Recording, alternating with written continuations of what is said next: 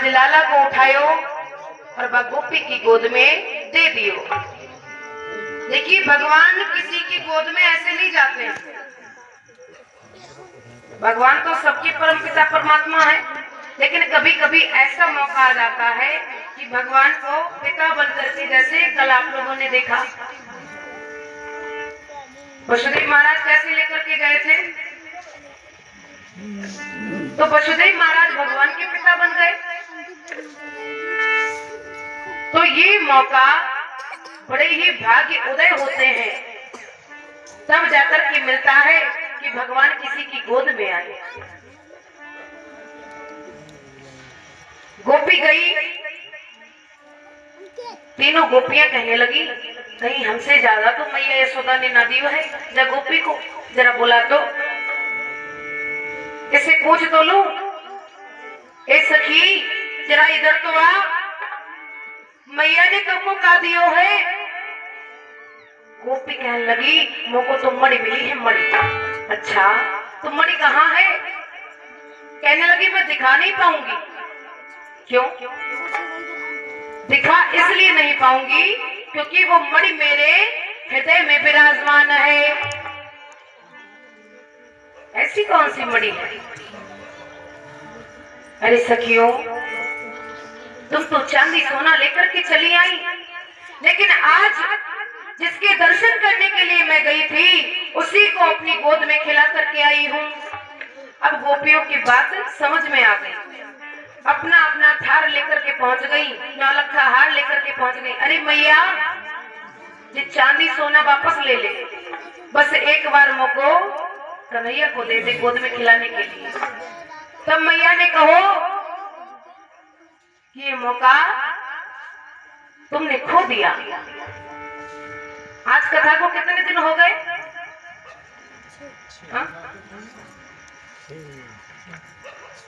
6 दिन।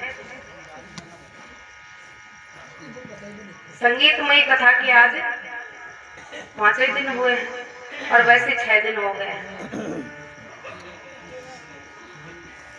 तो इन 6 दिनों में जिनके भाग्य में लिखा था वो इस कथा में पहुंचे।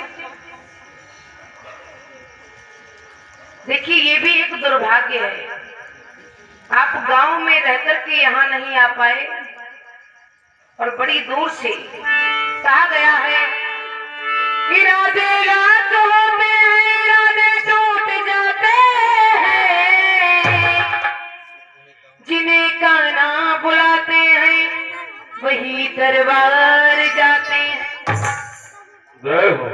हर इंसान के इरादे तो बहुत होते हैं, लेकिन जब तक भगवान की कृपा नहीं होती है तब तक कोई भी इच्छा पूर्ण नहीं होती है।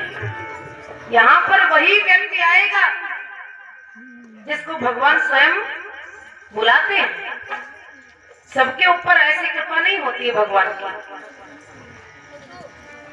तो गोपियों, तुमने वो समय खो दिया। इंसान बलवान नहीं है, इंसान का समय बलवान है। समय कहां से कहां पहुंचा दे कोई जान नहीं पाता। गोपियां मुंह लटका करके चली गई। अच्छा, इंसान आनंद कब लेता है कथा में? जब कथा का लास्ट दिन होता है, तब जब विराम दिन हो जाता है, 7वें दिन की कथा होती है या 6ठे दिन की कथा होती है, तब इंसान आनंद लेता है। और जब तक आनंद लेते तब तक कथा विराम हो जाती है। तो ये भी एक अच्छी बात है, कथा की भूख होना भी जरूरी है, क्योंकि जब भूख होगी कथा की तभी तो कथा सुनोगे। जब पेट ही भर जाएगा तो भैया क्यों सुनोगे कथा? लेकिन जो ज्ञानी पुरुष होते हैं, समझदार होते हैं, भगवान का जिनको बोध होता है, वो हर कथा में रस निकाल लेते हैं। अब इधर कंसासुर को चिंता तो है ही, बड़ा ही आनंद है घर में। कंसासुर कहने लगा मंत्री, क्या हमारी सेना के अंदर कोई वीर योद्धा नहीं है? मंत्री कहता है महाराज, जिसका नाम है पूतना, जैसे पूतना का नाम सुना, कंसासुर कहने लगा वो नारी जाति होकर के क्या कर पाएगी। अरे महाराज, आप नहीं जानते हैं, बच्चे जो हैं नारियों के मुख बड़ी जल्दी लग जाते हैं। पूतना को बुलाया जाए। पूतना आई, बड़ी लंबी चौड़ी पूतना है, राक्षसी काया है।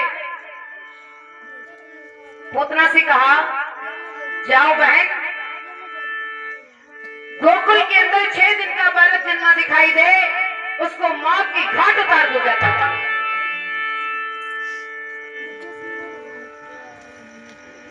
लेकिन कंसासुर कहने लगा, इस काया में जाओगी तो नंद बाबा के यहाँ सिक्योरिटी बड़ी कर रही है, गोकुलवासी ग्वाल बाल तुमको प्रवेश नहीं करने देंगे नंद भवन में। पूतना कहने लगी, भैया चिंता मत करो, वो आपका दुश्मन है और मेरा भी दुश्मन है।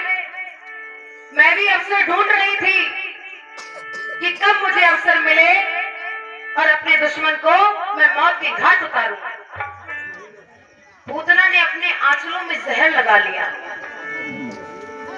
16 श्रृंगार किए पूतना ने और झूठ मूठ की गठरी सर पर रख लेती है पूतना।